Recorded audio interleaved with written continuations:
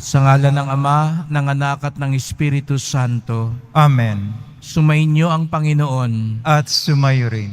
Mga kapatid, ipinagdiriwang natin ngayon ang pagpapakita ng ating Panginoong Hesukristo bilang tagapagligtas ng lahat ng mga tao. Ito ang mensahe at pakay ng Pasko. Isinugo ng Ama ang ating mahal na Poong Jesus Nazareno upang ating tagapagligtas. Magpasalamat tayo sa kabutihan at awa ng Diyos, sa liwanag ng Diyos.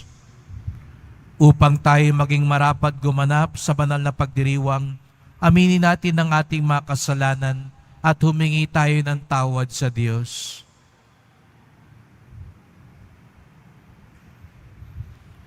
Inaamin ko sa makapangyarihang Diyos at sa inyo mga kapatid, na lubha akong nagkasala sa isip, sa salita, sa gawa at sa aking pagkukulang.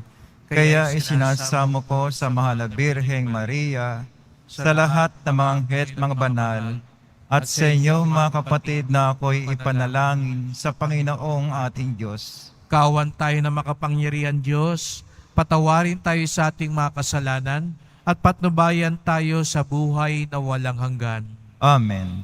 Panginoon, kaawaan mo kami. Panginoon, kaawaan mo kami. Kristo, kaawaan mo kami. Kristo, kaawaan mo kami. Panginoon, kaawaan mo kami. Panginoon, kaawaan mo kami. Papuri sa Diyos sa kaitasan.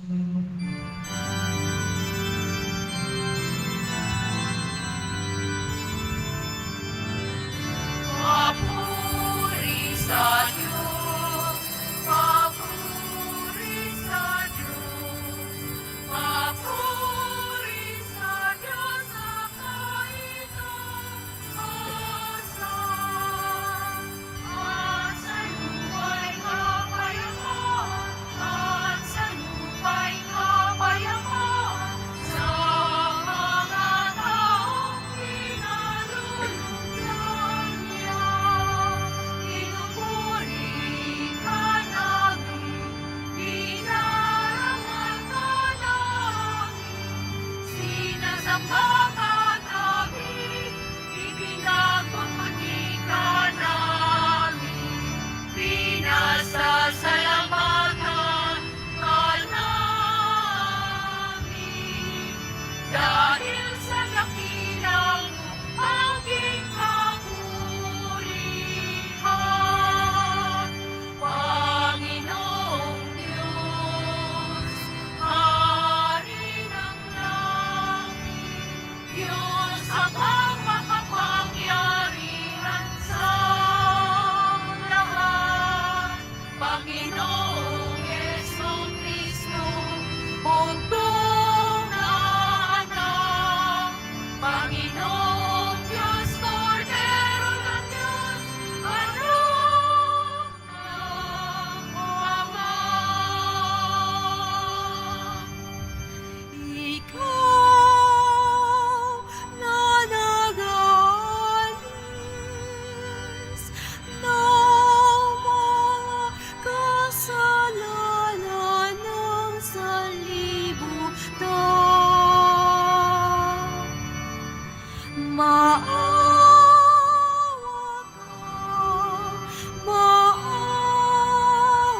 ka sa amin.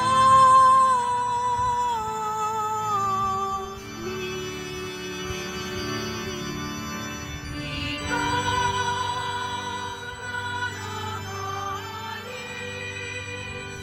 ng mga kasalanan ng sanlibutan.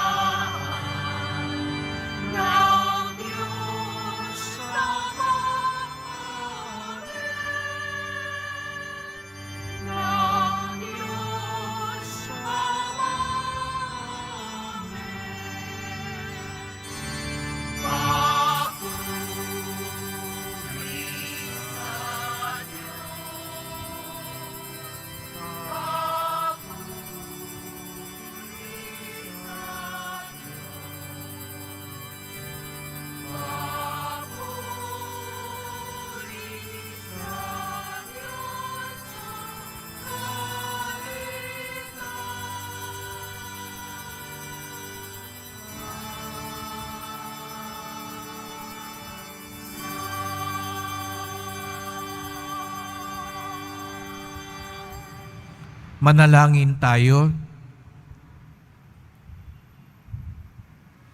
Ama naming makapangyarihan, ipinahayag mo ang iyong anak sa mga bansang pinatnubayan ng talang maliwanag.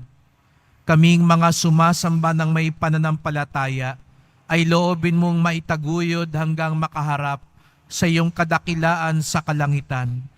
Sa pamamagitan ni Jesucristo, kasama ng Espiritu Santo, magpasawalang hanggan. Amen. Magsipo muna lahat.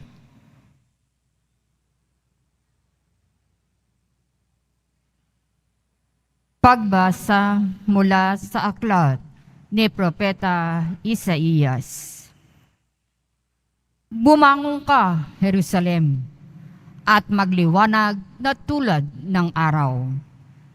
Nililiwanagan ka ng kaningningan ng Panginoon. Mababalot ng dilim ang ibang mga bansa, ngunit ikaw ay liliwanagan ng Panginoon sa pamamagitan ng kanyang kaningningan. Sa ningning ng iyong taglay na liwanag, yaong mga bansa, 10 na mga hari, lalapit na kusa. Tumingin ka sa paligid at tingnan mo ang nagaganap. Ang mga anak mo'y nagtitipon na upang umuwi. Ang mga lalaki magmula sa malayo. Ang mga babae, kargang tila mga bata. Ang tanawing ito, kung iyong mamalas, ikaw ay sisigla. Sa iyong dandami, pawang kagalakan, yaong madarama. Pagkat ang yaman iyong karagatay, iyong matatamo. At ang kayamanan ng maraming bansa ay makakamtan mo. Maraming pangkat na nakasakay sa kamelyo ang darating mula sa Madian at Efa. At sa Seba na may darating silang may taglay na mga ginto at kamanyang. Ihahayag ng mga tao ang magandang balita tungkol sa ginawa ng Diyos. Ang salita ng Diyos. Salamat sa Diyos. Poon maglilingkod sa iyo tanang bansa nitong mundo. Poon maglilingkod sa iyo tanang bansa nitong mundo. Turuan mo yaong haring humatol ng katwiran. Sa taglay mong katarungan, O Diyos, siya'y bahaginan. Upang siya'y maging tapat, mamahala sa iyong bayan. At pati sa mahihirap, maging tapat siyang tunay. Poon maglilingkod sa iyo tanang bansa nitong mundo. Yaong buhay na matuwid sa kanyang kapanahunan, madama ng bansa niya at umunlad habang buhay. Yaong kanyang kaharian ay palawak ng palawak mula sa ilog Euphrates, sa daigdig ay kakalat. Poon maglilingkod sa iyo tanang bansa nitong mundo. Mga haring nasa pulo at naroon sa Espanya, maghahandog ng kaloob, ihahain din sa kanya. Pati yaong mga hari ng Arabia at Ethiopia, may mga kaloob ding taglay nilang alaala. Ang lahat ng mga hari gagalang sa harap niya. Mga bansay magpupurit, maglilingkod sa tuwina. Poon maglilingkod sa iyo tanang bansa nitong mundo. Kanya namang ililigtas ang sinumang tumatawag, lalo yaong nalimot ng mga taong mahirap. Sa ganitong mga tao, siya'y lubhang nahahabag, sa kanila tumutulong upang sila ay maligtas. Poon maglilingkod sa iyo tanang bansa nitong mundo.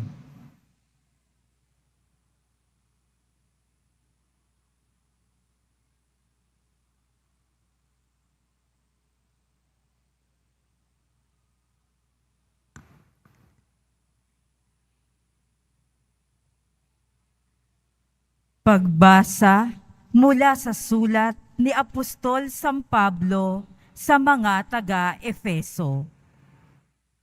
Mga kapatid, marahil naman nabalitaan na ninyong dahil sa kagandahang loob ng Diyos ay ipinagkatiwala niya sa akin ang tungkuling ito para sa inyong kapakinabangan.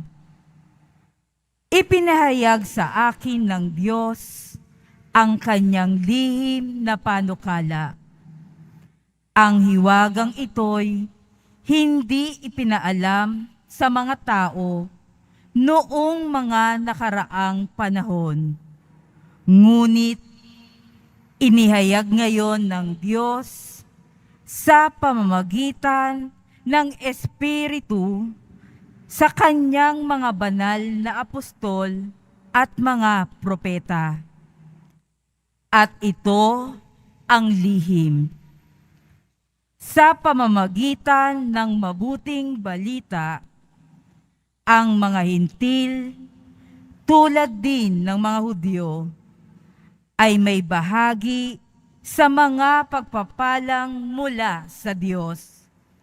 Mga bahagi rin sila ng iisang katawan at kahati sa pangako ng Diyos dahil kay Kristo Jesus.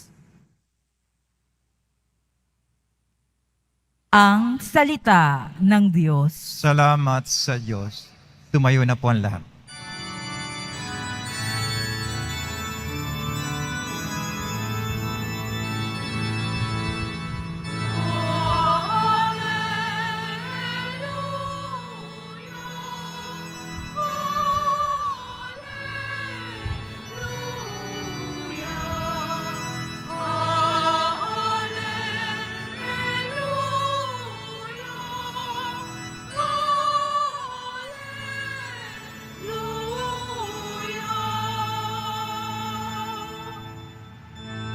Ang talay aming nakita, kaya't kami nagsipunta upang sa puon sumamba.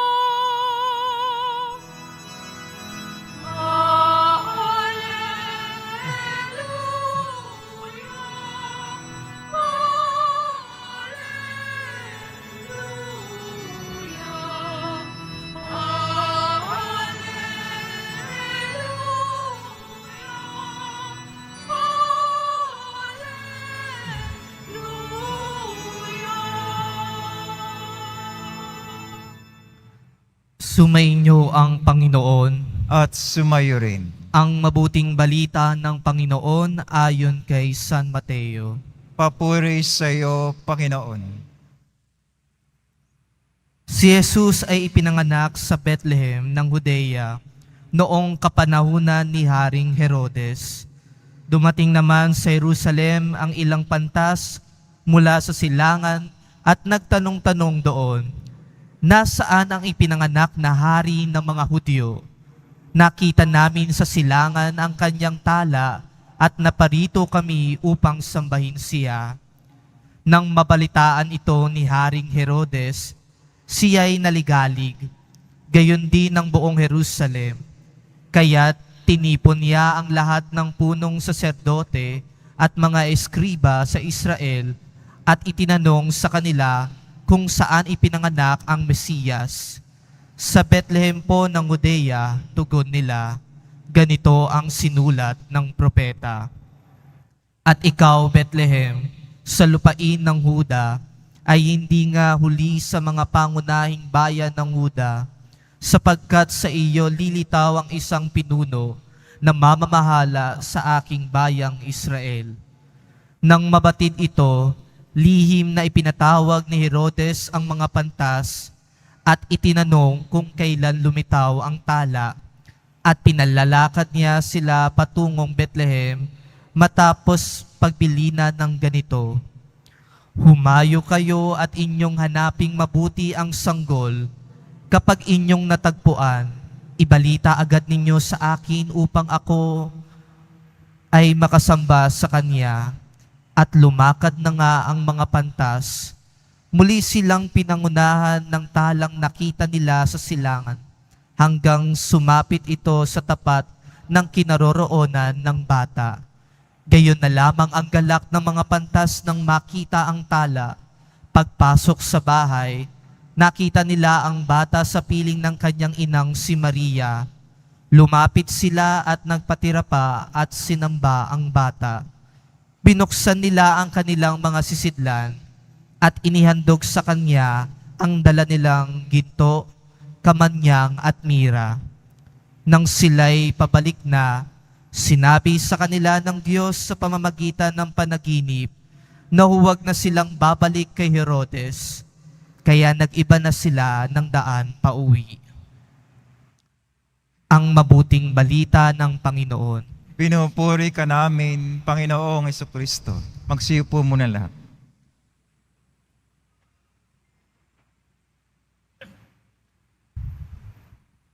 Magandang umaga po sa inyong lahat at maligayang pagdating sa tahanan ng ating mahal na pong Hesus Nazareno. Binabati din natin ang mga nasa online, ang mga may sakit at nag-aalaga sa may sakit, at mga kababayan, mga kadiboto natin mula sa iba't ibang panig ng bansa at daigdig na nais sumama sa pagdiriwang ng banal na misa dito sa ating simbahan sa Quiapo, sa Basilica Minor at Pambansang Dambana ni Hesus Nazareno. Binabati ko din po sa natatanging paraan lahat ng mga nasa labas ng simbahan. Ang inyo pong sakripisyo ay isang handog sa ating mahal na poon. Pasensya na po kung naantala ang ating pagpasok sa simbahan. Sisikapin po nating maging maayos at mas mabilis ang maging proseso para makapasok kayo, sapagkat alam namin ibig ninyong makita si Jesus. Ibabalanse natin ang kaligtasan, kaayusan at kapanatagan din ng mga deboto, sapagkat iisa lang naman ang ating adhikain, kaya tayo narito. Ibig nating makita si Jesus Nazareno, lalo na't nalalapit na ang kanyang dakilang kapistahan. Kaya't bigyan natin ng papuri, parangal at pasasalamat ang ating minamahal na Nuestro Padre Jesus Nazareno. Ang mga nasa labas po, kasama kayo sa biyayang bumubuhos mula sa paanan ng ating mahal na Senyor, sapagkat gaya nga ng kapistahan natin ngayon, ipinahayag, ipinakita na siya ang manunubos ng lahat ng tao. Walang pinipili. Kaya wag ko kayong kabahan. Baka kasi po yung iba kinakabahan, pag wala ako sa loob ng simbahan, baka hindi ako kasama sa bendisyon. Hindi po. Kayo pong mga nasa labas, alam ko mas marami ang nasa labas kaysa nasa loob ng simbahan. Kasama kayo sa bendisyon, lalo na't kung taimtim kayong sumasama sa ating pagdiriwang. Kung kayo'y nakikinig din, baka nga mas nakikinig pa yung nasa labas kaysa nasa loob. Kaya yung mga nasa loob, makinig maigi, makilahok ng mabuti, mapalad po kayo. Marami pa ho ang nasa labas. Baka natutulog kayong nasa loob, palitan na kayo ng nasa labas. No? Maraming gustong pumasok. No? At yun ang hamon sa atin, sapagkat, opo, ibig nating makita si Jesus, pero sa totoo lang, ang naunang umibig makakita ay ang Diyos. Hindi tayo ang magmamalaking ibig ko kayong makita. Dahil baka sabihin ni Jesus Nazareno, matagal ko na kayong inaantay. Dahil matagal ko na kayong gustong makita. Matagal ko na kayong hinahanap. Matagal na kitang gustong matagpuan, sapagkat sa totoo lang, tayo pala ang nagtatago sa Diyos. Minsan sinasabi natin, parang hirap hanapin ng Diyos. Hindi po totoo yun. Hindi mahirap mahanap ang Diyos. Kaya nga ang kapistahan ngayon ay kapistahan ng pagpapakita ng Diyos. Alam natin, ito yung kwento nung tradisyonal nating tinatawag na 3 hari. Pero ang buod at diwa ng kapistahan ngayon ay ang pagpapakita ng Diyos kay Jesus Nazareno bilang tagapagligtas ng lahat ng tao. Hindi lang para sa mga Hudyo, kundi para sa lahat, sapagkat ang awa at pag-ibig ng Diyos kay Jesus Nazareno ay para sa lahat. Kaya nga naniniwala tayo, ang Diyos natin, ang Diyos na ipinahayag ni Jesus Nazareno, ang Ama, ay ang Diyos na nagpapahayag at nagpapakita sa lahat. Siya ang nauna. Hindi tayo ang naghahanap sa Diyos. Ang paghahanap natin, ang hangarin nating makita siya, ay tugon, sagot sa una niyang aksyon. Ang Diyos ang unang gustong makakita sa atin. Kaya nga tayo nilikha ng Diyos eh. Gusto niya tayong makita. Kung ayaw niya tayong makita, di sana hindi na tayo nilikha. Hindi na tayo pinanganak. Pero dahil ipinanganak tayo, dahil buhay ka pa ngayon, gusto tayong makita ng Diyos. Kaya ka pinarating sa Quiapo ngayon, kahit na napakahirap pumunta ngayon dito sa Quiapo, sa loob man o labas ng simbahan, gusto tayong makita ng Diyos. Gusto tayong pagpalain ng Diyos. Gusto tayong basbasan ng Diyos sa pamamagitan ng ating mahal na pong Jesus Nazareno. Kaya sabihin mo sa katabi mo, pagpalain ka ng Diyos. Mukhang mahina. Sa kabila naman, sabi mo sa kabila, God bless you. Ang gustong pagpalain ng Diyos, pumalakpak ng mas malakas.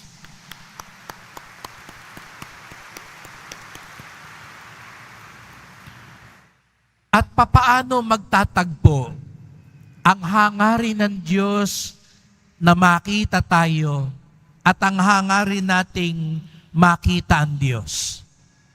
Papaano ito magtatagpo? Dahil nga may mga pagkakataong hindi ito nagpapanagpo. Tanungin natin ang ating sarili. Ang Diyos wala ng problema. Tiyak yun. Gusto niya tayong makita. Huwag na tayo magduda doon. Dahil lubang maawain at mabuti ang Diyos. Ngunit ang tanong, gusto ba talaga nating makita ang Diyos? Siguro sabihin ninyo, aba syempre Father, kung pwede lang akong kausapin ng Nazareno game ako dyan. Sana nga inaantay ko nga lagi, kaya ako nakatitig. Baka tumingin sa akin at magsalita. Baka ako siya mapanag-inipan. Pero sino ang tunay na makatatagpo sa Diyos? Narinig natin sa kwento, may 2 klaseng tao. Ang mga pantas, yung tinatawag nating 3 hari, at sina Herodes at yung mga eskriba at mga matatalinod pantas sa templo.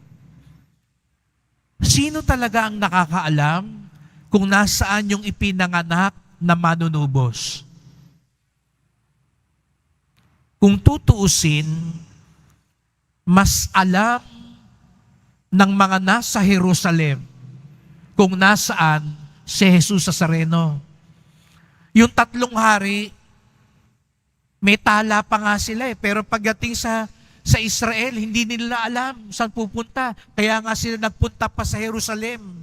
Kaya nga sila nagtanong pa kay Herodes.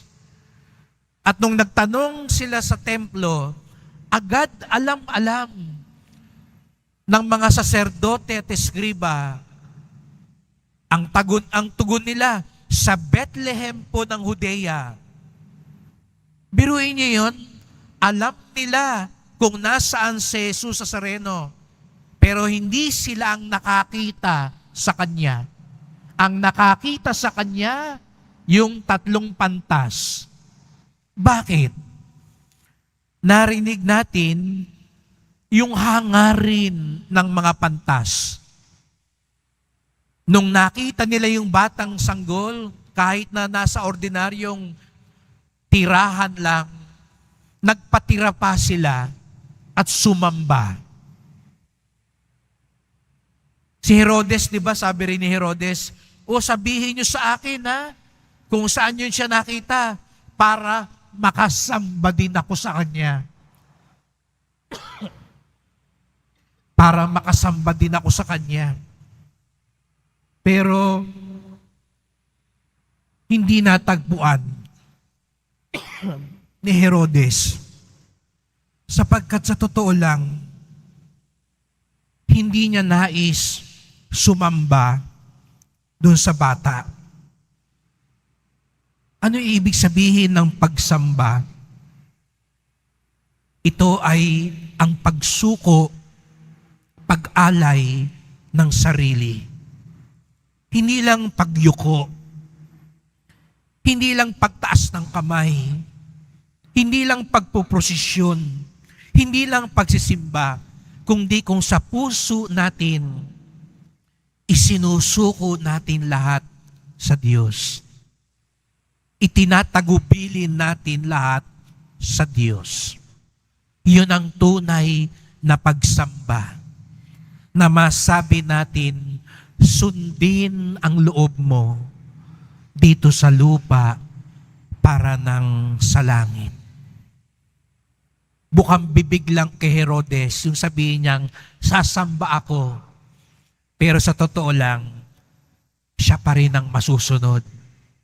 Hindi niya talaga gustong sumamba, kaya hindi niya nakita si Jesus. Mga kapatid, kung gusto raw talaga nating makita si Jesus, sambahin natin siya. Pero ang tunay na pagsamba, hindi lang yung pagyuko-yuko, paghaplos-haplos, pagtaas ng kamay, kung hindi ang pagsuko, pagsunod, pagtalima sa kalooban ng Diyos. Yun ang tunay na pagsamba. Yun ang tunay na panata. Yun ang tunay na pag-aalay. Kahit ilang beses kayong magtangkang pumanik sa andas, pero kung hindi magbabago ang ugali, ayaw magsisi sa kasalanan, hindi magpapakumbaba, walang sakripisyo at pagsambang naganap. Kahit buong araw kayo nandito sa Quiapo, pero ayaw natin bitawan yung masamang ugali at ayaw nating magpatawad, ayaw nating humingi ng tawad, ayaw nating makipagkapwa-tao. Baliwala po kahit buong araw kayo dito sa loob ng simbahan, sapagkat ang tunay na pagsamba at pag-alay ay pagsuko, pagsunod sa kalooban ng Diyos. Ibig tayong makita ng Diyos. Ibig nating makita si Jesus. Mangyayari yon kung tunay natin siyang sasambahin. Mahal na pong Jesus Nazareno, narito po ang inyong mga deboto, ang inyong mga alagad. Narito po kami. Dahil ibig po namin kayong makita.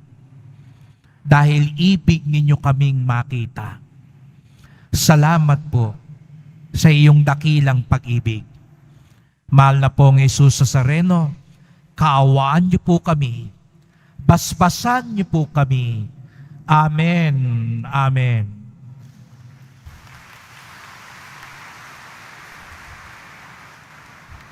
Tumayo na po ang lahat. Sumasampalataya ako Sa Diyos amang makapangyarihan sa lahat, na may gawa ng langit at lupa. Sumasampalataya ako kay Jesucristo, isang anak ng Diyos, Panginoon nating lahat. Nagkatawan tao siya, lalang Espiritu Santo. Ipinanganak si Santa Maria Birhen, pinagpakasakit ni Poncio Pilato, pinako sa krus na matay nilibing, nanawag sa kinaroroonan ng mga yumao, may 3 araw na buhay na maguli, umakyat sa langit, naluluklok sa kanan ng Diyos amang makapangyarihan sa lahat. Doon magmumulang paririto at hukom sa nangbubuhay at nangamatay na tao. Sumasampalataya man ako sa Diyos Espiritu Santo, sa banal na simbahang katolika, sa kasamahan ng mga banal, sa kapatawaran ng mga kasalanan, sa pakabuhay na muli ng nangamatay na tao at sa buhay na walang hanggan. Amen. Manalangin tayo sa Ama na matagpuan natin si Jesus sa bawat yugto ng ating buhay at maibahagi siya sa lahat ng dako ng daigdig. Buong pananalig nating sabihin, Panginoon ng liwanag, dinggin mo ang aming panalangin. Panginoon ng liwanag, dinggin mo ang aming panalangin. Para sa simbahang katoliko, gabayan nawa niya ang kanyang mga anak at maihatid ang lahat sa liwanag ni Kristo. Manalangin tayo. Panginoon ng liwanag, dinggin mo ang aming panalangin. Para sa mga namumuno sa pamahalaan, akayin nawa nila ang lahat ng tao sa paghahari mo, O Diyos, sa kabila ng pagkakaiba-iba ng mga lahi at kultura. Manalangin tayo. Panginoon ng liwanag, dinggin mo ang aming panalangin. Para sa mga nakalugmok sa pagkakasala at kawalan ng pag-asa, makita nawa nila ang ilaw ng kaligtasan at mamuhay sa taglay nitong liwanag. Manalangin tayo. Panginoon ng liwanag, dinggin mo ang aming panalangin. Para sa mga hindi sumasampalataya kay Kristo, makita ka nawa nila, O Diyos naming mapagmahal, sa mga mabubuti nilang gawa, upang mabuhay silang taglay ang liwanag ng kaligtasan. Manalangin tayo. Panginoon ng liwanag, dinggin mo ang aming panalangin. Para sa usapang ekumenikal, naway hindi maging balakid ang mga pagkakamali ng bawat isa sa nakalipas, tungo sa higit na paggalang sa pagkakaiba ng pananampalataya at pagsamba sa Diyos. Manalangin tayo. Panginoon ng liwanag, dinggin mo ang aming panalangin. Tahimik nating idulog ang iba pa nating kahilingan.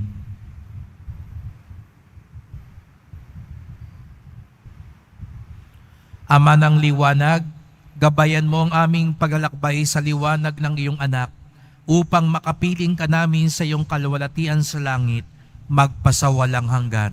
Amen. Magsiupo muna ang lahat.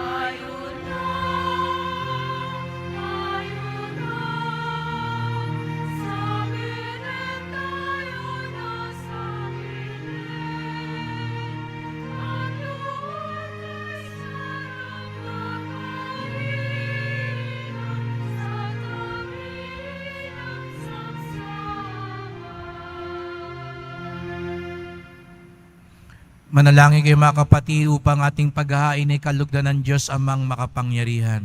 Tanggapin nawa ng Panginoon itong paghahain sa iyong mga kamay, sa kapurihan at karangalan sa ating kapakinabangan at sa buong sambayan niyang banal. Ama naming lumikha, tungayan mo ang mga alay ng iyong sambayanan na hindi ginto, mira at insenso ang tinataglay, kundi ang inilalahad, inihain at pinagsasaluhan si Jesucristo, kasama mo at ng Espiritu Santo, magpasawalang hanggan. Amen. Sumainyo ang Panginoon. At sumayo rin. Itaas sa Diyos ang inyong puso at diwa. Tinaas na namin sa Panginoon. Pasalamatan natin ang Panginoong ating Diyos. Marapat na siya ay pasalamatan. Ama naming makapangyarihan, tunay ngang marapat na ikaw ay aming pasalamatan sa pamamagitan ni Jesucristo na aming Panginoon. Sa katauhan ng iyong isinugong Mesiyas, nahayag sa amin ang katuparan ng iyong balak. Ngayon nga iyong ipinakikita sa tanan ang liwanag na tumatanglaw sa sangkatauhan. Sa pagpapahayag ng anak mong ginigiliw na siya ay hindi naiiba sa amin, minarapat mong sa pagkatao nami magningning ang kariktan ng kadikalaan niyang di nagmamaliw. Kaya kaisa ng mga anghel nagsisiawit ng papuri sa iyo nang walang humpay sa kalangitan, kami nagbubunyi sa iyong kadakilaan.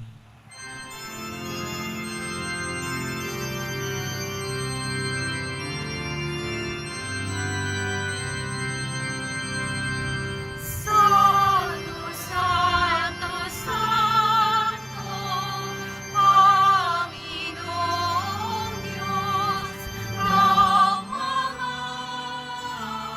hukbo. Napupuno ang langit at lupa ng kadakilaan mo. Hosana, Hosana, sa kaitaasan.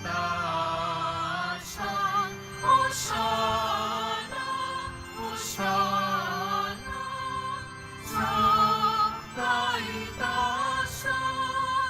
Pinagpalang na paririto sa ngalan ng Panginoon. Hosana, Hosana, sa kaitaasan. Hosana, Hosana, sa kaitaasan. Silod po ang lahat. Ama naming banal, ikaw ang bukal ng tanang kabanalan. Kaya't sa pamamagitan ng iyong Espiritu, gawin mong banal ang kaloob na ito, upang para sa amin maging katawan at dugo ng aming Panginoong Jesucristo. Bago niya pinagtiis ang kusang loob na maging handog, hinawakan niya ang tinapay, pinasalamatan kanya, pinaghati-hati niya yon, iniabot sa kanyang mga alagad at sinabi, tanggapin ninyong lahat ito't kanin. Ito ang aking katawan na ihahandog para sa inyo.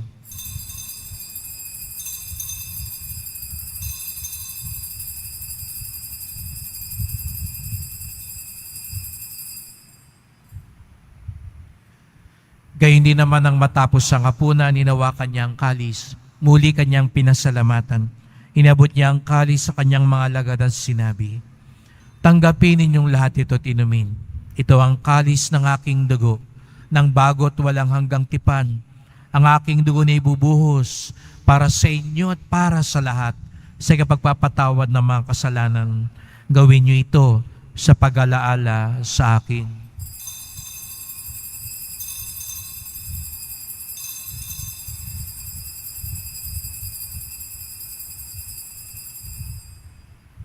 Tumayo na po ang lahat. Ipagbunyi natin ang misteryo ng pananampalataya. Si Kristo'y namatay, si Kristo'y nabuhay, si Kristo'y babalik sa wakas ng panahon. Ama, ginagawa namin ngayon ang pag-alaala sa pagkamatay at muling pagkabuhay ng iyong anak. Kaya tinalay namin sa iyon tinapay nagbibigay buhay at ang kalis na nagkakaloob ng kaligtasan. Kami nagpapasalamat dahil kami yung minarapat na tumayo sa harap mo para maglingkod sa iyo, isinasamo namin kaming magsalo-salo sa katawan at dugo ni Kristo ay mabuklod sa pagkakaisa sa pamamagitan ng Espiritu Santo. Ama, lingapin mo ang iyong simbahang laganap sa buong daigdig. Puspusin mo kami sa pag-ibig kaysa ni Francisco naming Papa, ni Jose naming Obispo at ng Tanang Kaparian. Alalahanin mo rin mga kapatid naming nahimlay na may pag-asang sila'y muling mabubuhay, gayon din ang lahat ng mga pumanaw. Kawan mo sila't patuloyin sa iyong kaliwanagan. Kawan mo pagindapating kaming lahat na makasalo sa iyong buhay na walang wakas, kaisa ng mahal na Birheng Maria, Ina ng Diyos, ng kabiyak niyang pusong si San Jose, ni San Juan Bautista at lahat ng mga banal na namuhay dito sa daigdig ng kalugod-lugod sa iyo. May pagdiwang nawa namin ng pagpupuri sa ikararangal mo sa pamamagitan ng iyong anak, naming Panginoong Jesucristo. Sa pamamagitan ni Kristo, kasama niya at sa Kanya, ang lahat ng parangal at papuri ay sa iyo, Diyos Amang makapangyarihan, kasama ng Espiritu Santo, magpasawalang hanggan.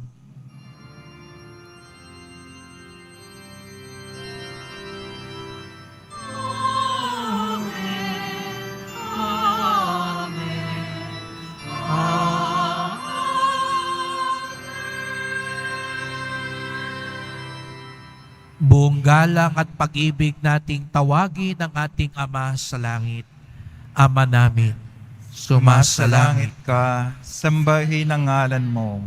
Mapasa amin ang kaharian mo. Sundin ang loob mo dito sa lupa para nang sa langit. Bigyan mo kami ngayon ng aming kakanin sa araw-araw at patawarin mo kami sa aming mga sala para na ang pagkapatawad namin sa nagkakasala sa amin at huwag kami pahintulot sa tukso at yadya mo kami sa lahat ng masama. Hinihiling namin kami adya sa lahat ng masama, pagkalooban ng kapayapaan araw-araw, iligtas sa kasalanan, ilayo sa lahat ng kapahamakan, samantalang aming pinananabikan ang dakilang araw ng pagpapahayag ng tagapagligtas naming si Jesucristo. Sapagkat iyo ang kaharian at ang kapangyarihan, at ang kapurihan magpakailanman. Amen. O Panginoong Jesucristo, sinabi mo sa iyong mga apostol, kapayapaan ang iniiwan ko sa inyo, ang aking kapayapaan ay binibigay ko sa inyo. Tunghayan niyo po ang aming pananampalataya, huwag po ang aming mga kasalanan. Patawad po kung hindi kami tunay na sumasamba, sapagkat hindi kami tunay na sumusunod sa iyong kalooban. Liwanagan niyo po kami, gabayan niyo po kami, at pagkalooban ng kapayapaan at pagkakaisa, ayon sa iyong kalooban, kasama ng Espiritu Santo, magpasawalang hanggan. Amen. Ang kapayapaan ng Panginoon ay laging sumainyo. At sumayo rin. Magbigayan kayo ng kapayapaan sa isa't isa.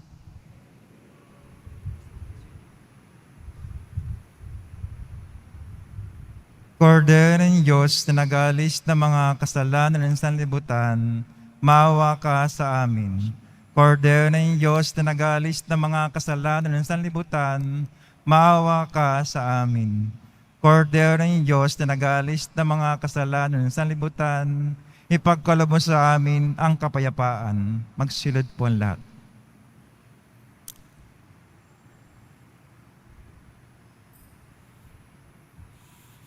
Narito si Jesus Nazareno, ang ating liwanag, kalakasan at kapayapaan.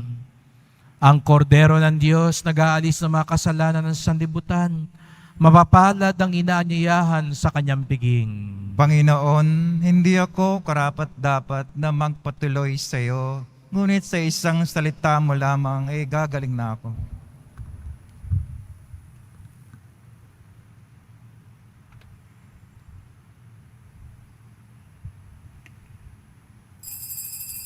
Para sa lahat ng tatanggap ng banal na komunyon, sasagot po tayo ng Amen pagkasabi ng pare o ng lay minister ng katawan ni Kristo. At isubo agad sa bibig bago umalis sa harapan ng pare o lay minister. Sumunod po tayo. Maraming salamat po.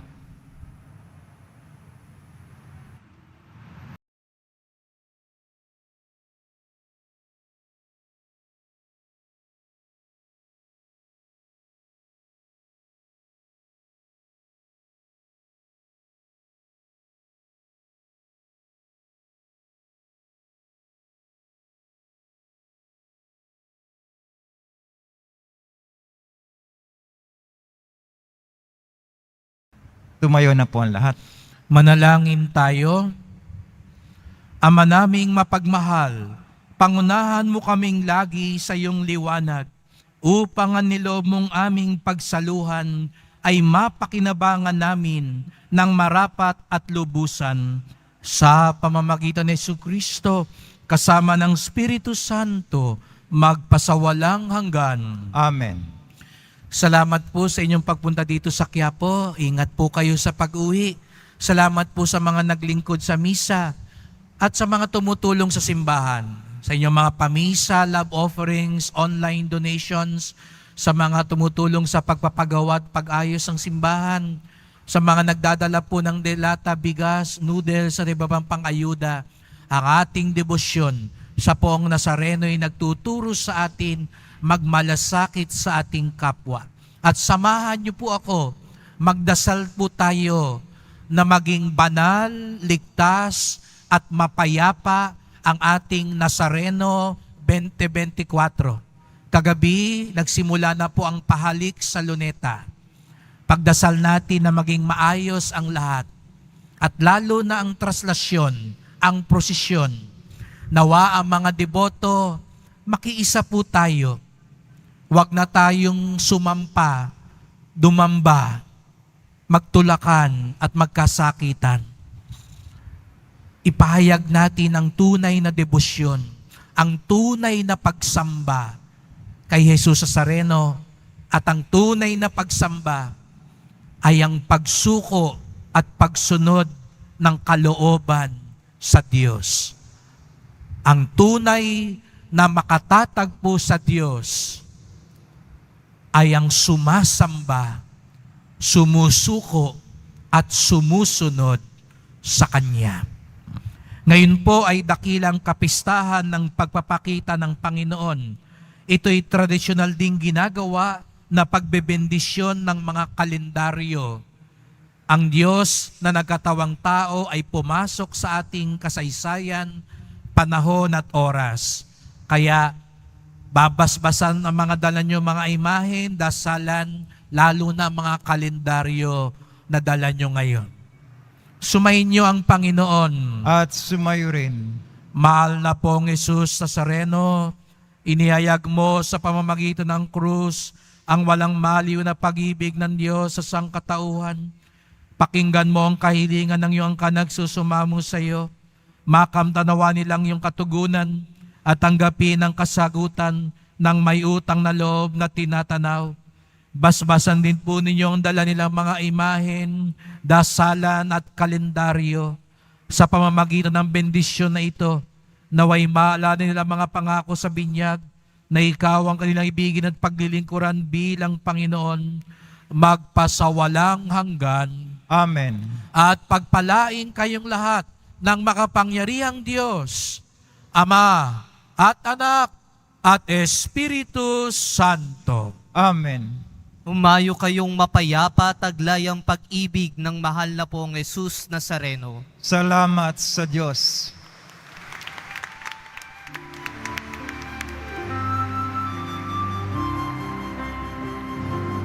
Nuestro